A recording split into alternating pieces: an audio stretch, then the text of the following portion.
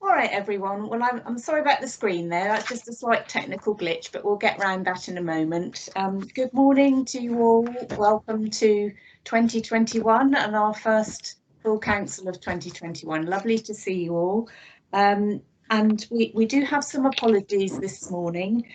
We have some apologies from one of our appointed governors, Neil James. We have apologies from some of our staff governors. So Yvonne Hesson, Jane Oldman and Dev Khurana. And we also have an apology from one of our non-execs, Nicholas Spalding. But I think we also have on board our new NEDs here today as well, who will have an opportunity to introduce you to in a bit, but we'll save that. So without further ado, can we move on to the declarations of interest this morning? Does anyone have any declarations that we're not previously aware of that they wanted to draw to my attention? If so, wave your hand metaphorically or otherwise. Stuart.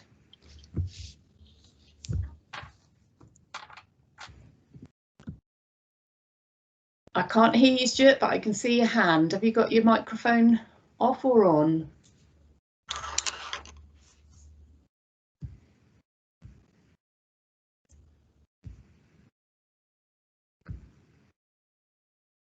Stuart, I think you've raised your hand. Is that because you have a declaration of interest?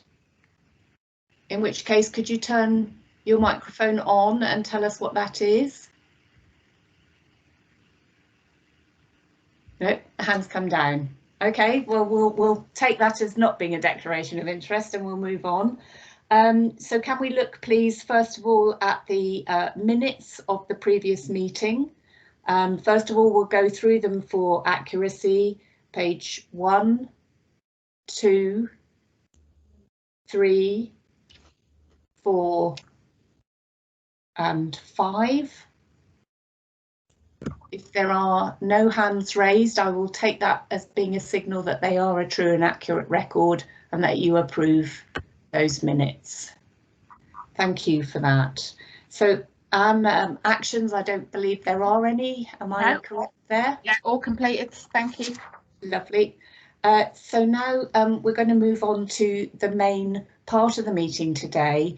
But before I introduce Anna's section, I'd just like to say that obviously one of the reasons you'll have seen the agenda has been cut down today is clearly that we are in a very difficult position, both locally and nationally, and Anna will obviously be taking you through that in her update. So Anna, can I ask you to go through your slides? Thank you. Absolutely. Morning everybody and Happy New Year to you all. Lovely to see so many of you.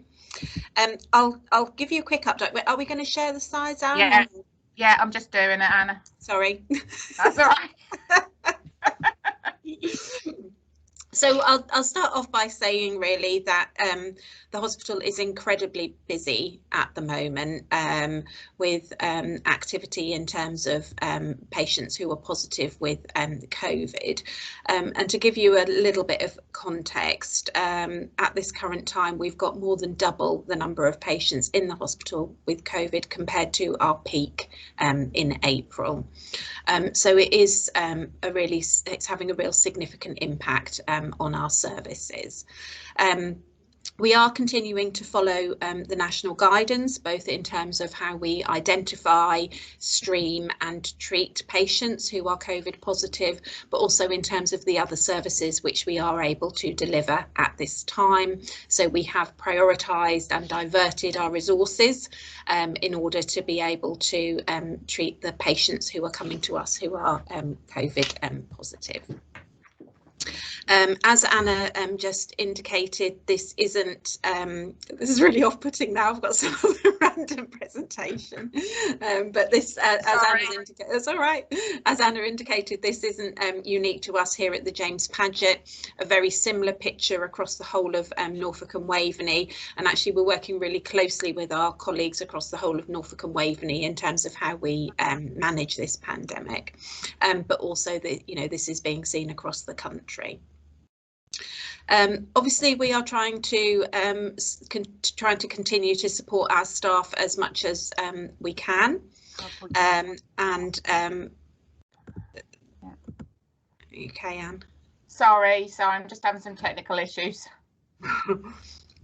So obviously trying to support our staff as much as we can, and there's a few examples there of some of the things that we were able to do over the Christmas period, which were really well received. We have introduced, as you're aware, over the last 10 months, a number of initiatives to support the health and well-being of staff, and we've been reiterating those on a regular basis, including again this week. I can't even share it, Anne, because I haven't got them. Yeah, sorry, I don't know why it's not sharing. Sue's just trying to help me out. Yeah, okay. So and you know, at the moment, so we have seen an increase in some staff sickness, which obviously is aligned to what's going on in the community. But actually, our staff are working tirelessly. They're amazing, and they are really supporting each other in order to deliver the best care that we possibly can. On a more positive note, we have been really successful in terms of rolling out the COVID-19 vaccination. So we were one of the first 50 hospital hubs to receive the Pfizer vaccine, which means we were able to start vaccinating right from the very start of the programme.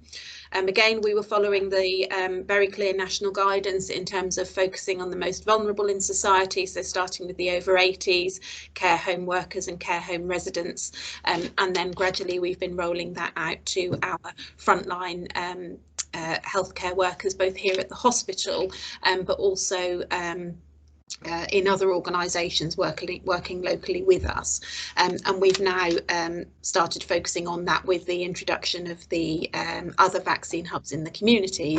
We've been able over the last week or 10 days to really focus on our staff. So we've delivered over 6,000 vaccines locally here at the hospital, and that includes more than 50% of our staff, and we're on track to deliver the vaccine first dose to all of our staff by the end of January. So a really fantastic opportunity to get that really good coverage through the Pfizer vaccination locally. The other things I wanted to just update you about is the expansion to our emergency department. So you'll recall that we had an opportunity with some national capital monies to expand our ED. Again, a fantastic effort to get that done literally within a 12-week period from design to opening the doors, and that unit at the front of the hospital opened between Christmas and New Year. It's a modular build. It's an absolutely fantastic area. The staff are really pleased with it. It's working really well. It provides us with 14 extra cubicles for A&E major patients, so patients who turn up in an ambulance right at the front of the hospital. So that's really supportive for us, and really supportive for the wider system as well. So really, really thrilled that we were able to do that. In other news, I just wanted to alert you to the fact, in case you've missed it, that our very own Deputy Director of Nursing, Jackie Copping, was awarded an MBE in the New Year's Honours List, and that was specifically for services to nursing throughout the pandemic, and absolutely hugely well deserved. We're very proud of her. She did really well. And then finally, just for your information, I've having worked through the pandemic and worked through the team and worked with the team and considered what I need to support me over the next few months. I've reinstated the Deputy Chief Executive role. It's an opportunity for members of the executive team to support me in this way on a 6-monthly sort of rotational basis.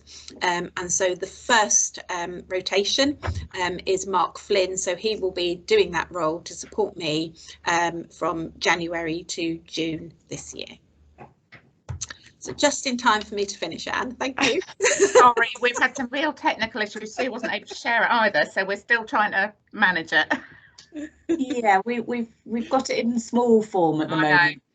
Okay, that's fine. Okay, well, in the meantime, I'm going to have to rely on your hands because I can't actually see you now with the screen in the middle. So, do we have any questions for Anna on the update? So let's start there with James, please, James. Good morning, everybody, and thank you very much. Could everyone else, not James, but everyone else turn off their microphones, please? Thank you. James, come to you first. Thank you. Yeah, thank you very, very much indeed, Chair, and thank you very much indeed, Anne, for the update and tremendous work that has been done. Could I just, my question is, have you been required to go into nursing homes or care homes to deliver any of the vaccine, or have you been able just to manage it within the hospital? Thank you. Yeah. Thanks, so James. Anna. Yeah. So the as a hospital vaccine hub, delivering vaccine to care home residents wasn't one of our requirements. So that's going to be delivered by the primary care hubs. But we did start to deliver the vaccine to non-care home residents, so over 80s who were living in the community. And they came to us, James, because there are really strict requirements in terms of how you use and how you distribute the vaccine. Absolutely. Thank you, Chair. And I thought that was exactly the answer, but I thought it would be useful for people to know that. Thank you. All the very best. James. Thank you. I'm going to go to Hayden next, and then after that to Mike. Yeah, thank you, Chair. And first of all, I'm sure that society appreciates all the wonderful work you're doing. Can we just have some clarification, please, on the levels of staff sickness, and also Anna indicated that half of the staff had been vaccinated. When will the remaining staff be done, or will they meet the criteria to be vaccinated? Thank you, Chair.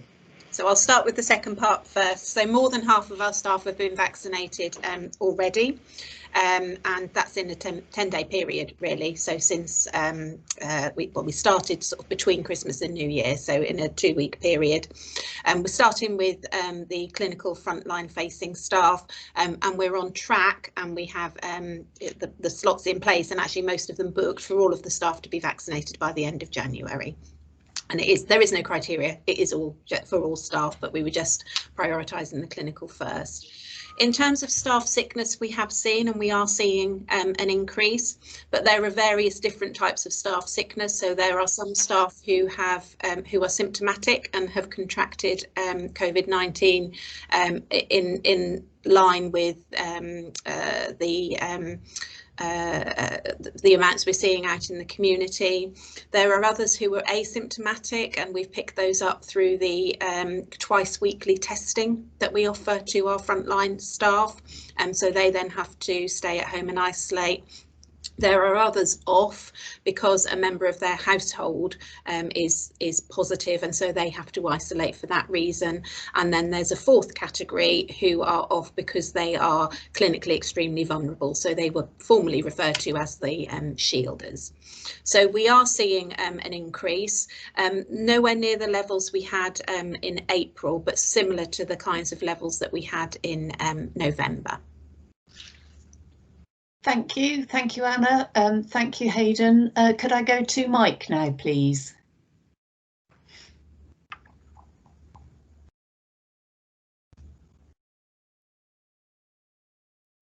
You turn off your microphone, Mike, or turn it on. Sorry, not off.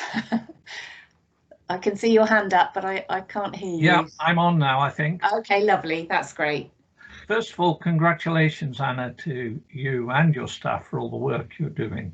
There can't be many chief executive or new chief executives that walk into a national emergency, so well done. Secondly, I think it's very wise that you're having additional personal support, and I think that's a good move. My question is the hospital running the hub in Economy Road, Lowestoft? No, that's one of the community ones, I think, the PCN. So our hub was in the physio gym on site, and then just last week has moved to the Louise Hamilton Centre. So it's given us much more room. We've got 5 stations now. I was going to congratulate you if you were, so I'll send it elsewhere. But I took my wife to the one in Economy Road, and I was just amazed at the organisation, and I assume you're doing exactly the same. It's an excellent rollout. Yeah, thank you. Thank you. Can I come now to Anne? Yeah, it's a question from Jim. Yeah, Jim, hello, nice to have you with us. Good morning and well done, and congratulations for all the excellent hard work that all your staff are putting in. I expect I'm the only one of the Board of Governors that has had both the first and second injections, and I would thoroughly recommend that you get vaccinated as soon as you have the opportunity. My question is, are your patients who have been admitted with positive, do they automatically get vaccinated on arrival, or are they not vaccinated until they have to take their place in the queue from their surgery? Thank you.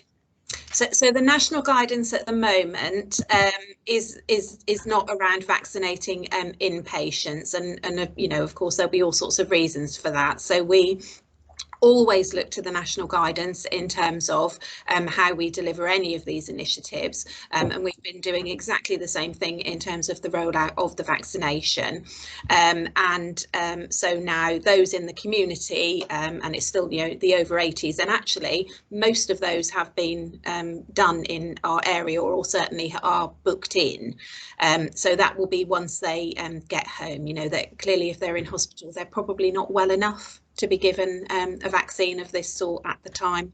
But as I say, we follow the national guidance in that regard, Jim. Thank you.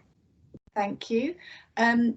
Mary, I think you're next, Mary. Could others take their hands down, please, so that if you've had your question, if you want to come back, that's fine. Mary. Yes, thank you very much, and thank you for the brilliant job you're doing. I mean, my husband came in as an emergency in December, and he was really brilliantly well looked after. Thank you for that.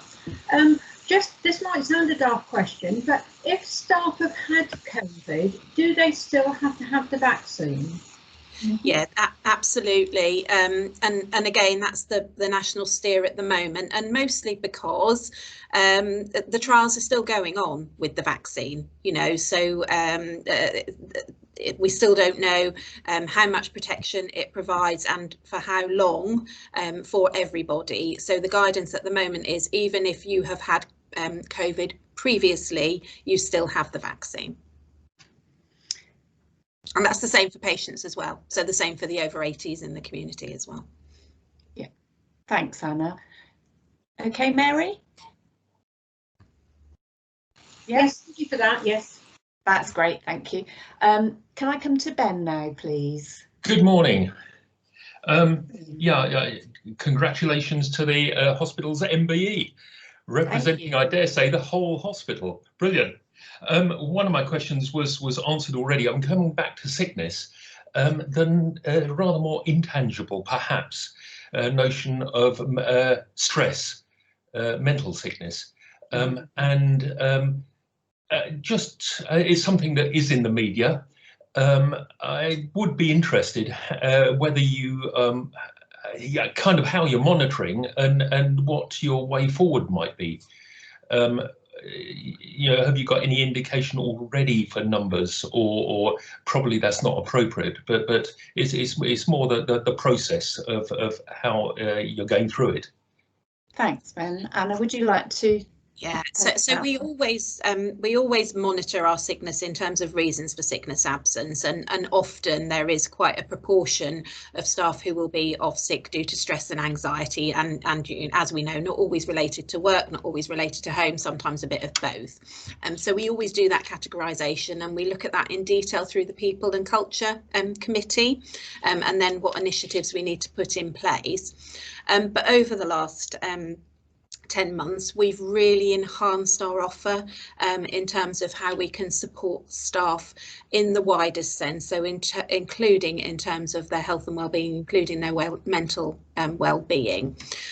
So we offer, you know, just as a flavour, mindfulness sessions, yoga, counselling, face-to-face and telephone, tea and empathy support groups. We offer, for people who would prefer, you know, we've been providing reading materials or video materials or podcasts.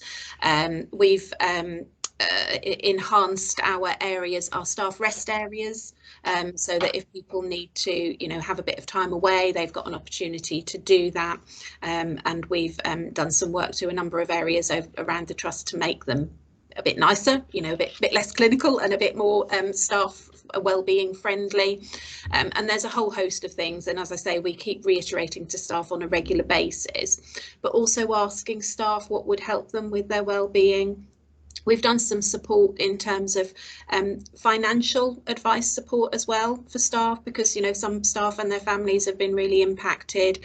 We're providing kind of food parcels for staff as well if they need them. Staff donate, and then others can go and pick them up from people, no questions asked, you know, if they need a bit of support. So we're trying to come at it from as many angles as possible. It's difficult in terms of measuring the stress in the workplace. That's a really difficult thing to do.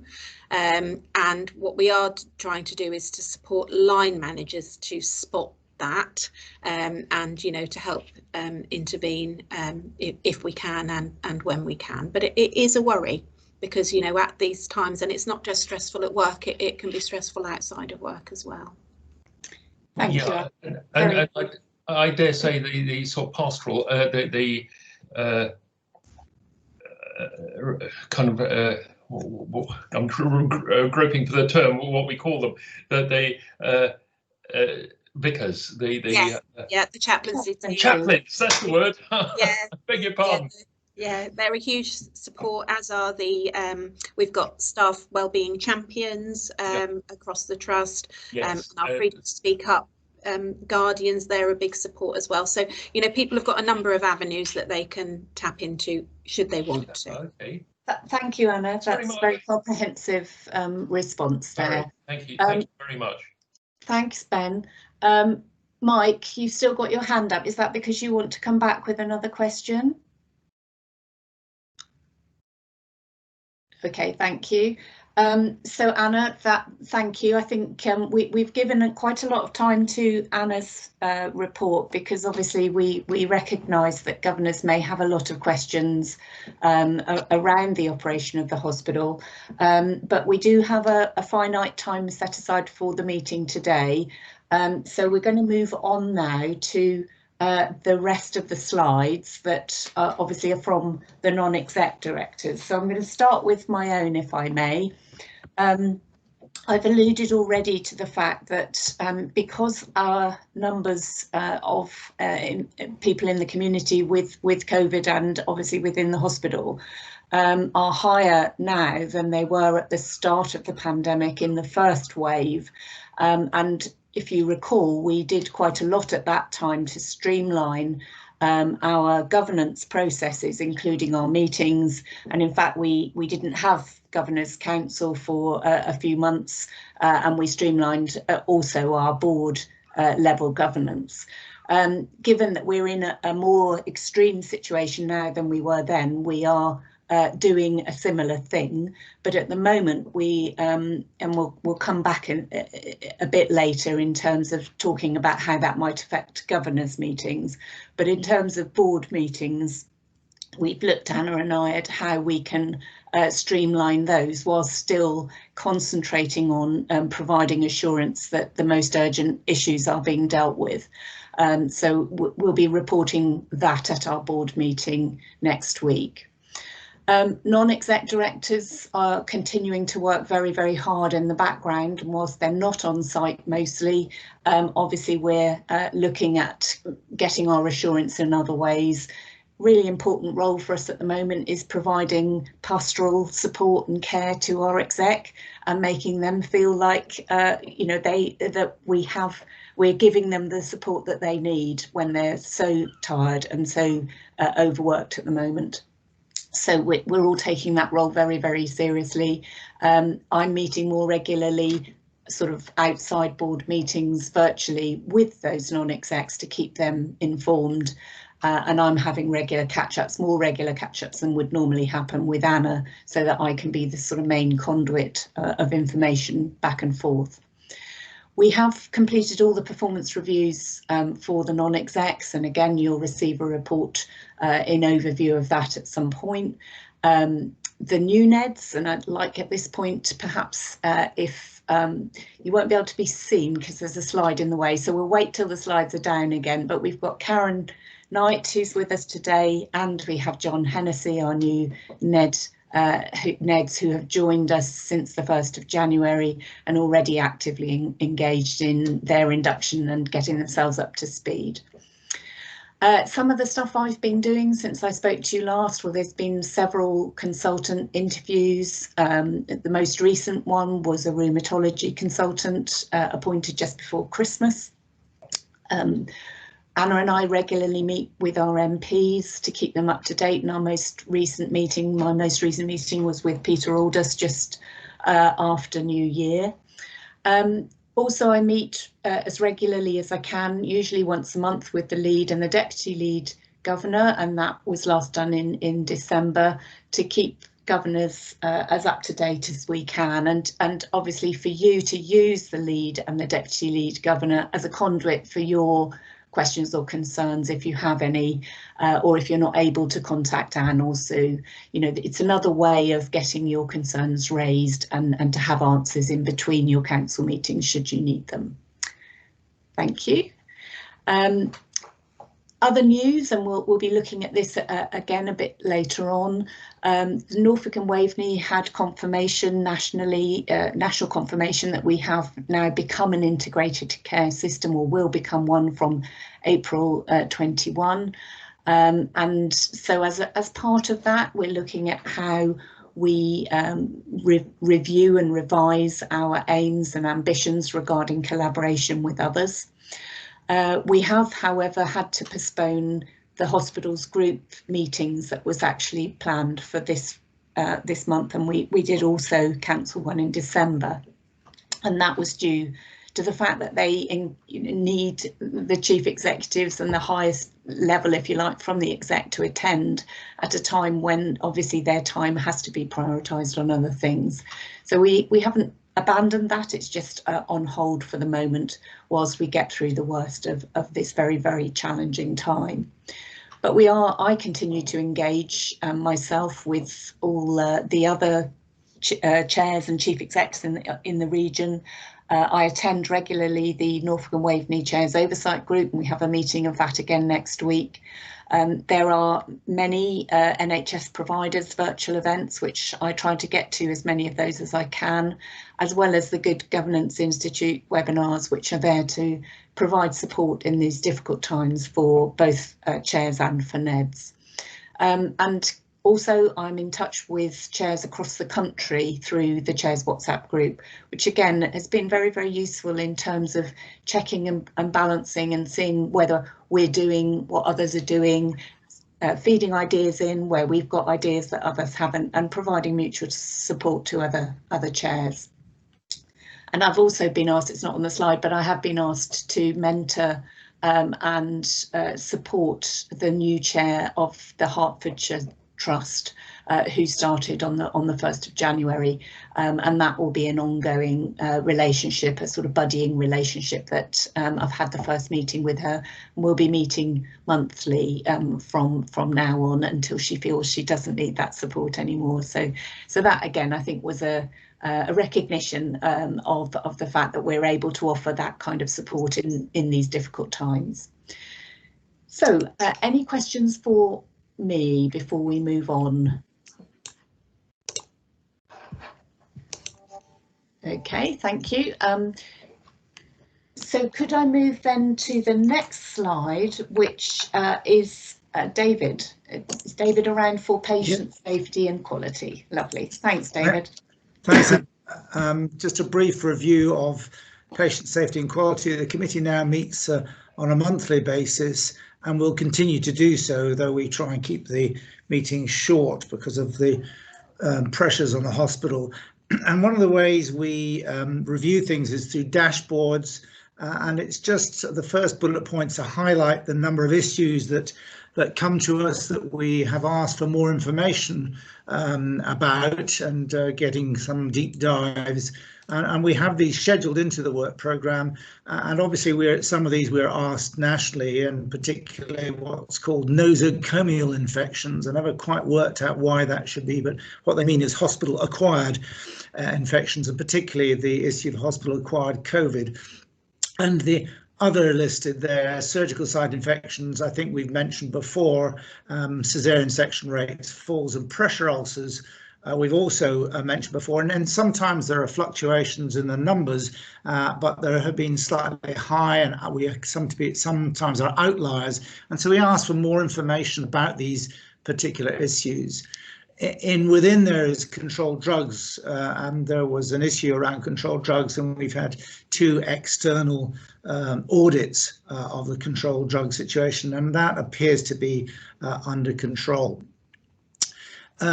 We have also noted that there have been delays, particularly in the written parts of duty of candour getting out, and we again are concerned about this. So the processes have been reviewed.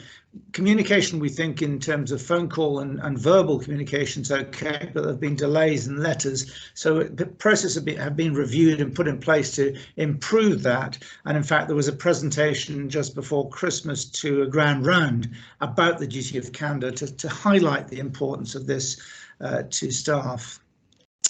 You, I'm sure, are aware of the Ockenden report, which came out, and the really rather disturbing issues about patient choice and about harm to babies in that maternity review. And just to highlight that there is a report of answering the questions that were put to all trusts in the country by Donna Ockenden in her report, which were asked to be done by the 14th of January, and this is going to be reported to board tomorrow. In fact, they've delayed it for another month, which is irritating because we've actually done ours. And I would just strongly support Kirsty and Paul, who've been fantastic in supporting the response to Ockenden, and really worked really hard with that. And I have been, I volunteered to be the NED lead for maternity, and I've been in touch with I think it's Jodie and Kaya from the local MVP by email, and I've had a lot of chats with Paul and Kirsty about this, and we'll certainly keep you updated as to progress on that. But I think we've answered all the requests from the initial requirements from Ockenden. We review the risk register on a regular basis at our meetings, particularly the risks relevant to patient safety and quality. And what was striking at the most recent meetings was how many changes there have been. And it really looks to me and to the committee that the risk register has been very actively used and reviewed, and it's really an important part of our activities, and it's a way of keeping tabs what's going on and what problems there have been. We received the annual cancer services report, which was an excellent report, and it was one of the things we sometimes worry about as we are always discussing the concerns, but there are some really good things going on in the trust, and in fact there are lots of good things, but we have highlighted here almost as though there are problems. But it was an excellent report from cancer services. We actually had an excellent report about maternity services as well. So there are lots of really great activities, as we've discussed, going on within the trust. And the final bullet point is to say that research has now come under the Patient Safety and Quality Committee. We received a research strategy, which we're asking for some revision because it was predominantly pre-COVID, and what it missed was in fact the fantastic response of our staff and patients, because we have one of the highest numbers of people involved in COVID research in terms of size of hospital. And I would just have put a strong support to the R&D department in the hospital and in the people involved in research to say we are really punching above our weight in terms of research entry into these studies. I'm happy to take questions. Thank you, David. Any particular questions for David on the Patient Safety and Quality Committee? No, don't think so. That's great, thank you. Can we move on then to People and Culture? And I think Nicola's not here today, so is it Paula who's going to be covering that? Thank you, Paula. Morning, everybody. We've already discussed some of the people and culture issues, most notably sickness absence and health and well-being, which are two of the points that I have on this slide for you. Obviously, one of the real aims of the People and Culture Committee is to make sure we've got the right staff in the right place at the right time. And you can imagine how challenging that is for our colleagues to ensure that, particularly when it's difficult to control who's going to be there relative to COVID and so on. And I want to pay testament to the amazing work they do and the responsibility they take to keep the hospital running as effectively and safely as possible. At the last People and Culture Committee, we did review the reporting that we're getting, which continues to challenge us. But it's really important that we keep a look at appraisals and time to hire and mandatory training, which are all critical things to keep looking at and are slipping a bit at the moment. And I'm sure that attention will come back onto those in due course.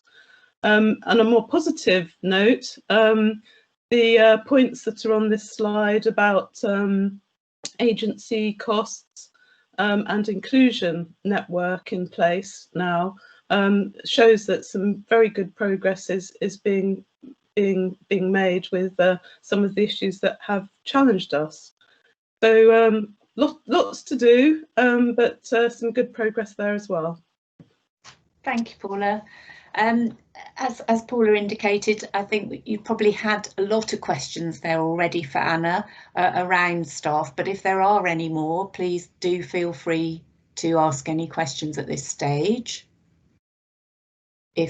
If there are none, I can't see any hands raised there. Could we move on perhaps to, oh, sorry, I have got a hand. Ian, thank you. Sorry, it's just to support really in that People and Culture Committee work. You know, what we're hearing in the press is the long-term concerns of burnout and people leaving the profession once the COVID is over. It's just how, as governors, we can help and support and make sure there's a strategy in the long term. Anna's done brilliant things in supporting people where they are now, but it's taking that long-term view, what's going to happen in 12 months' time with burnout, how we keep that on the agenda.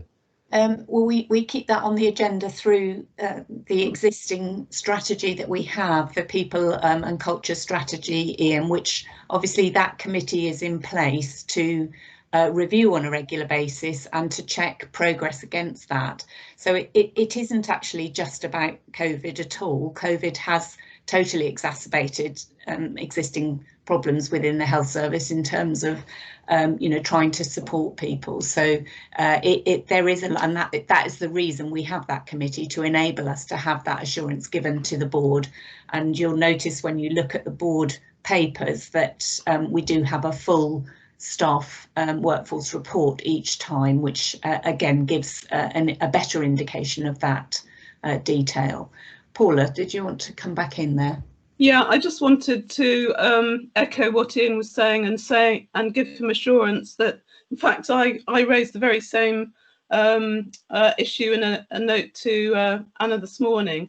I think it may be that in due course, when the dust settles, we will need to perhaps do some audit work to really find out how well we're doing, and particularly that issue of post-traumatic stress and making sure we're giving our staff all the support we can. I think you can take assurance from all that Anna said to us, but I think you're right to be concerned about the more severe end of the spectrum, because obviously we have a duty of care to our staff, and what's happening now is absolutely unprecedented, isn't it? And there is going to be some fallout from that. So we will keep a very close eye on that, rest assured, because obviously our staff are our most precious asset.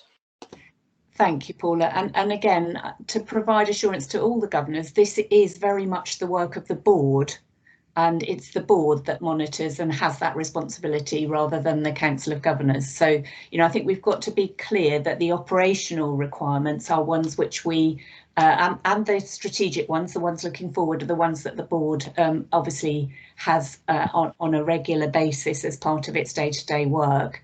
And it's up to us to provide assurance to the governors that that is actually going ahead and working as it should.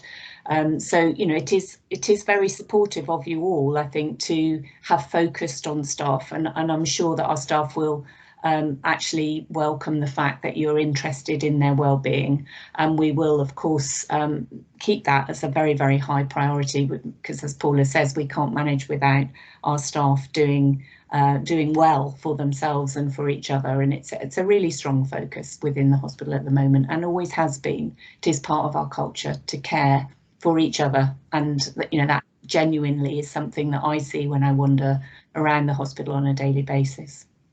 So thank you for that. So on performance then, can we look at the finance slide next? So Roger. Good morning, everybody. Hope you're all keeping safe and well. I've had that dreaded vision of a BT Openreach van pulling up outside my house, so I hope you can all hear me. With one eye on timings, we're going to canter through these slides because I'm aware we have another 2 or 3 slides to go in terms of unpacking 1 or 2 of the bullet points.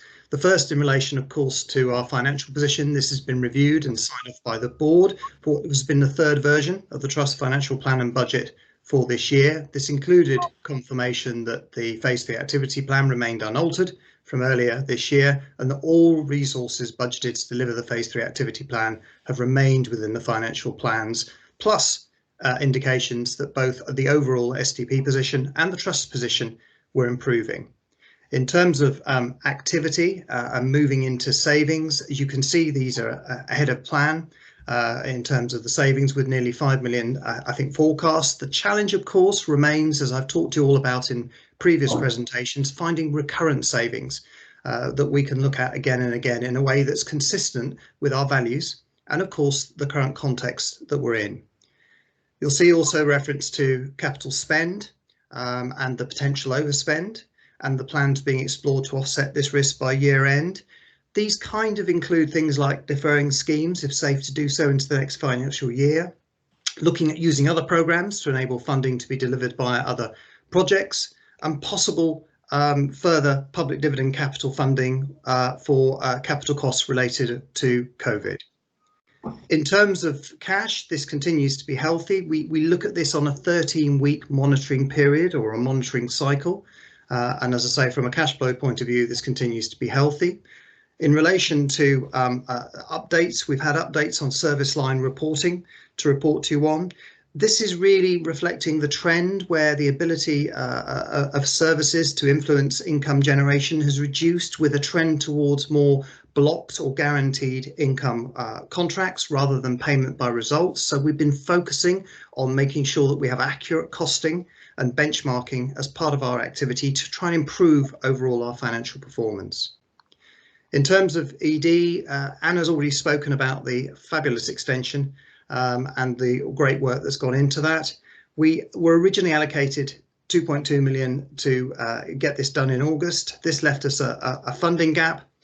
We applied to NHS England and NHS Improvement, obviously, for that further additional funding, which was an additional 1.7 million, and this was successful and reported back to F&P in November.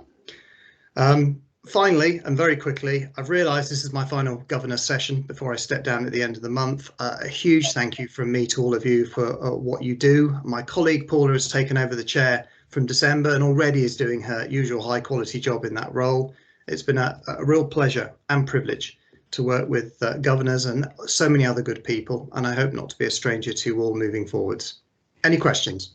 Roger, you beat me to it. I was going to surprise you with a this is Roger's last meeting, but I think that every single one of our governors and our other NEDs and indeed our executive would wish to join me in thanking you for your stalwart support of the Jones Pageant over the time you've been a non-exec. We will miss you enormously, and we hope you won't be a stranger. And we will get an opportunity, I hope, to give you a sort of, well, perhaps a different kind of send-off under normal circumstances. You wouldn't be escaping so lightly. But we will get other meetings when we'll be able to say goodbye and thank you. But it is appropriate that the governors join me in giving you a virtual clap today, because that's, I'm afraid, all we can give you, as well as some virtual hugs, if you like, if you'll accept them, on the basis of thank you for the job that you've done for us, which has been really supportive and really helpful. And actually you have injected a degree of challenge which has been really constructive, and we've learned a lot through working with you. So thank you for everything that you've done. Thank you. That's really, really kind. Any questions from anyone? Thank you. I have one. Hang on one second. Hayden. Yeah. Thank you, Chair, and thank you for your contribution, Roger, which has been well received. Thank you. Can you just give us a bit of a clarification, please? That says capital spend of 4.6 million to date. I have difficulty getting that into some sort of framework of what would be our normal capital spend, what that capital spend relate to when you consider the entire budget. Can I have a bit more clarification on what is the capital spend? Thank you. Anna, is it could you unpack a little bit more detail around, I think Hayden's trying to look at how it actually looks. Hayden, I think that the short answer to your question is all of that is unpacked in the full finance report, which comes to board on a monthly basis. So, we have a financial plan each year, and obviously the finance committee is reviewing as to whether we're on target, on plan, if you like, and we are on plan. The finance programme varies from year to year as to what we are designated in terms of our own hospital, both what we put in ourselves in our capital budget, but also what national funding we get, which again is now done on a system basis. So we have to bid together as a system for capital improvements. So I think really for your benefit, for governors' benefit, it's really just to say we're on track, we're on plan. If you want more details, by all means look at the more detailed report, which will come to board next week. If you're present, you have a question on that at that time, that's the time to do that. We don't have our finance director here with us today, so in fairness, Roger is a non-exec, as we all are.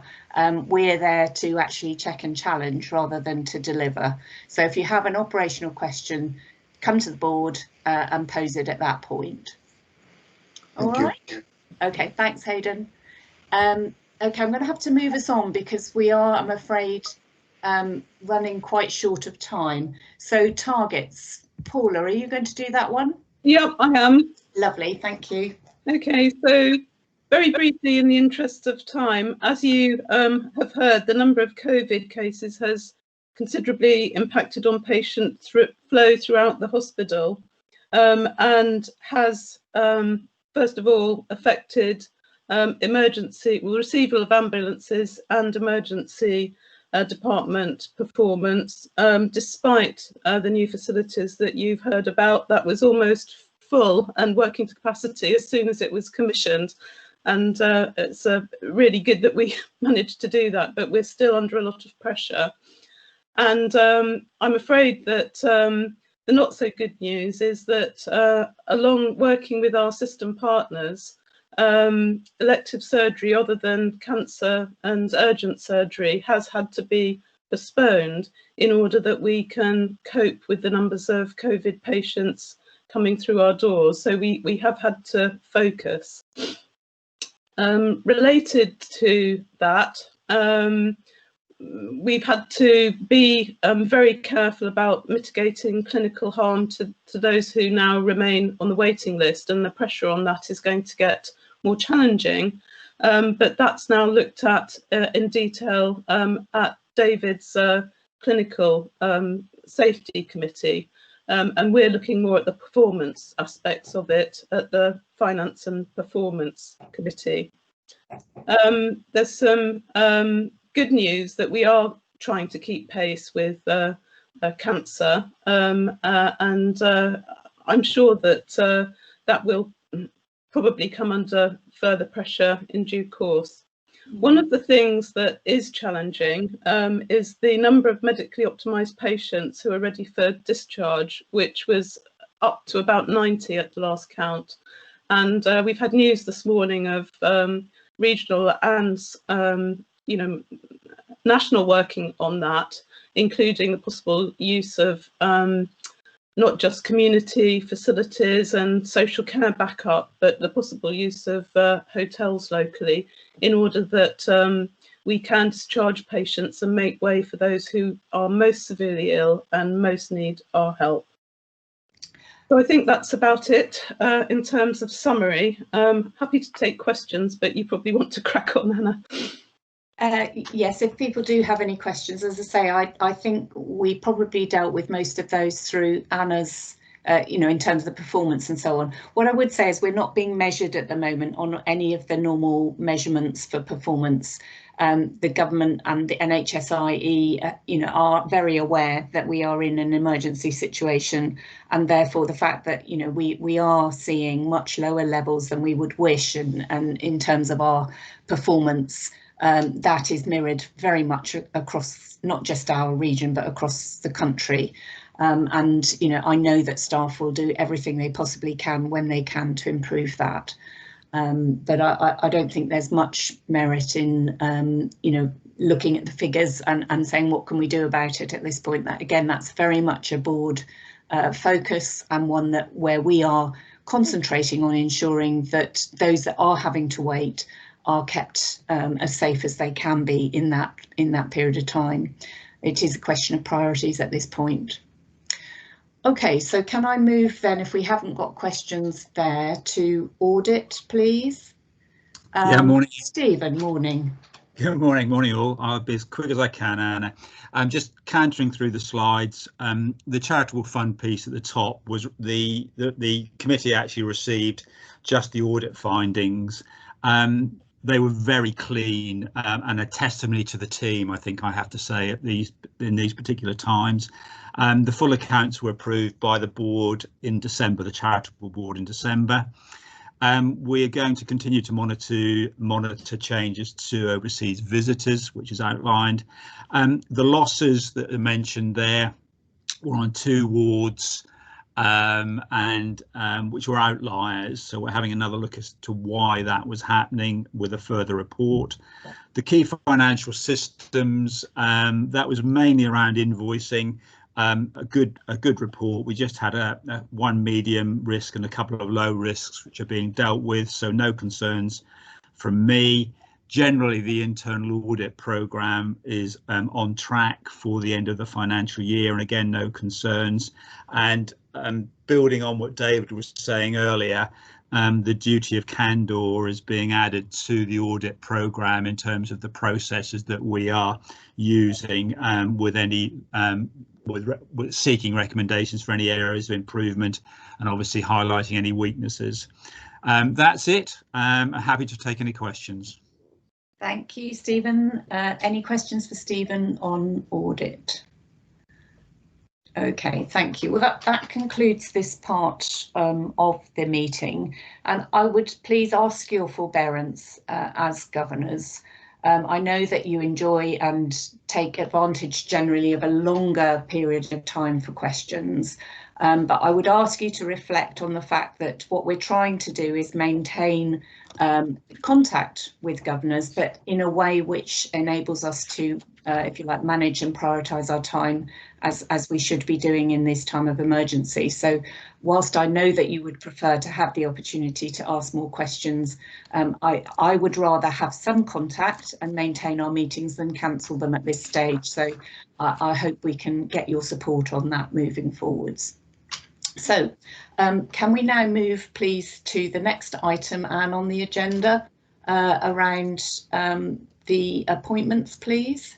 Yes, certainly. So this is very short, just formal report in public on the robust appointment process that Governors led in the autumn, and the approval at the meeting on the 3rd of December in private to appoint Karen Knight and John Hennessy as our 2 new non-exec directors from the 1st of January. So there were some really positive comments at that meeting about how this new virtual process had operated, and I think certainly for Governors that was an improvement on how we've managed the process before.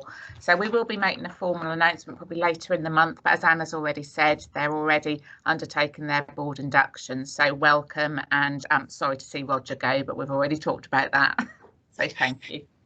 Can I just ask Karen to say hello, because then your face will pop up, Karen, and people will see you. Hello everybody. I do hope at some point we'll meet in person. Really delighted to be joining the board and yourselves, and really look forward to working with you. Welcome, Karen. Lovely to see you with us this morning. And John, I think you're there too. Yes. Thank you for trusting me and appointing me last December. I look forward to being a non-executive here.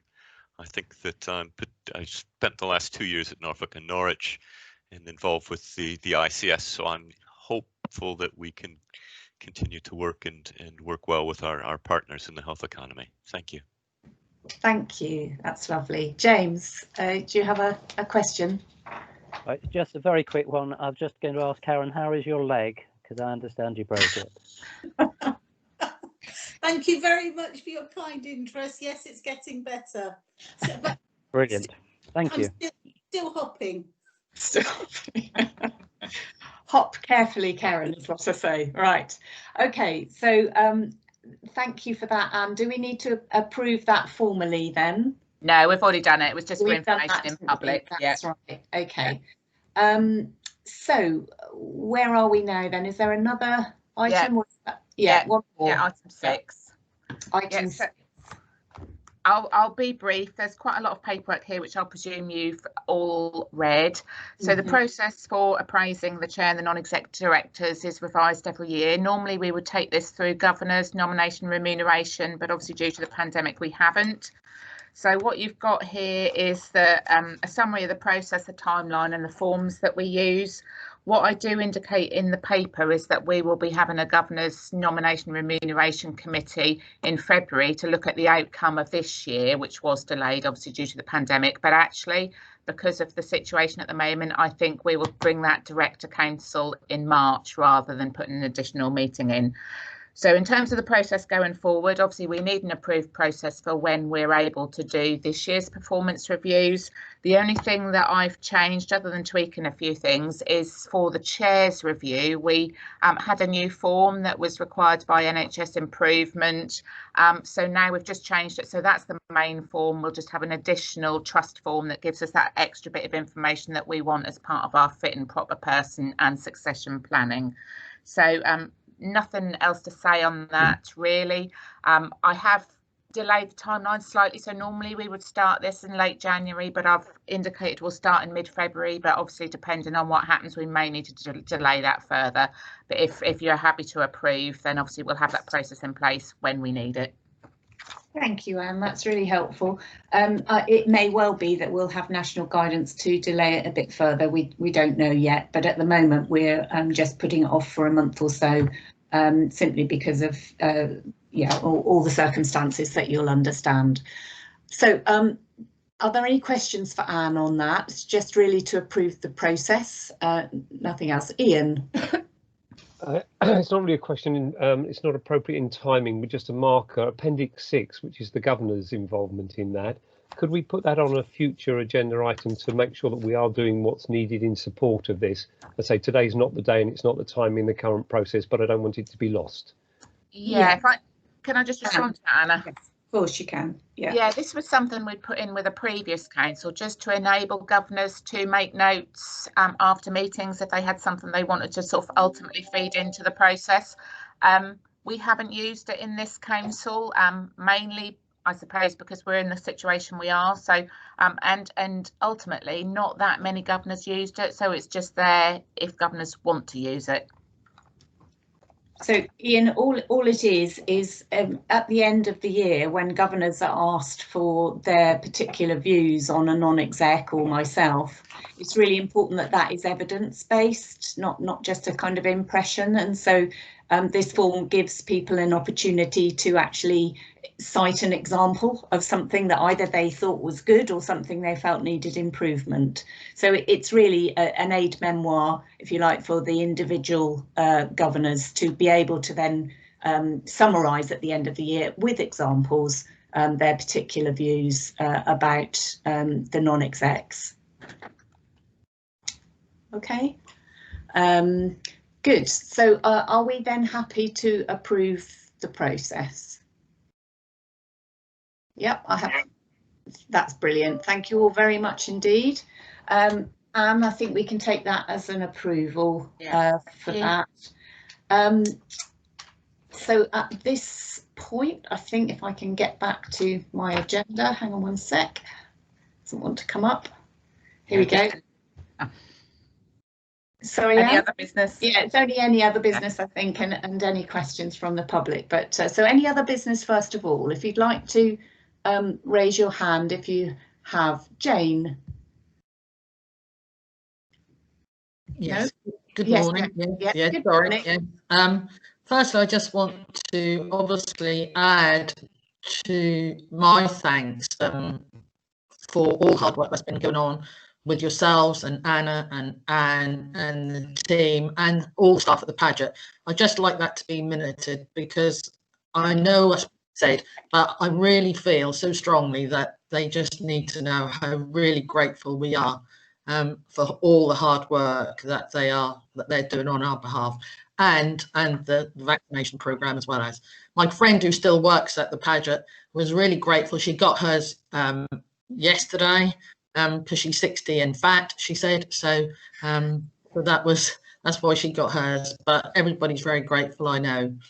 And just as an added, I don't know if we're still having our meetings with you, Anna, with our governor and deputy governor meetings with you. But if that is the case, then if anybody has any questions about anything, perhaps they could let us have them and we can put them to you for that meeting next week. Yep, that's absolutely fine, Jane. Yeah, there's no reason why we would stop those. Right. Yeah. I'd like to include those on a monthly basis as we have been already. That's fine. So if anybody's got any questions, they can put them to me or to Lynn, and we can bring them to you when we have our meeting. Okay, thank you. Thank you. Okay, any other business? Yes, please. Jim's got one. Jim. Can I record my gratitude to Sue for giving me copies long before the meetings of a copy of all the slides? It is very much appreciated. I read them with interest and I know what's coming, and it does help me know what's going on. Thank you. And I have one very brief question. What is the occupancy availability of beds at the moment? Are we up to 98% full or more? Oh, well, that's an interesting question, Jim. It's what is the capacity, which changes on a daily basis. Anna, you're still with us, aren't you? Did you want to add anything to that? I mean, obviously, it's a movable feast, really, isn't it? Absolutely. So for your assurance, we look at the bed capacity throughout the day, and that's part of the work that we do in order to move our patients through the hospital and make sure that they are in the right place.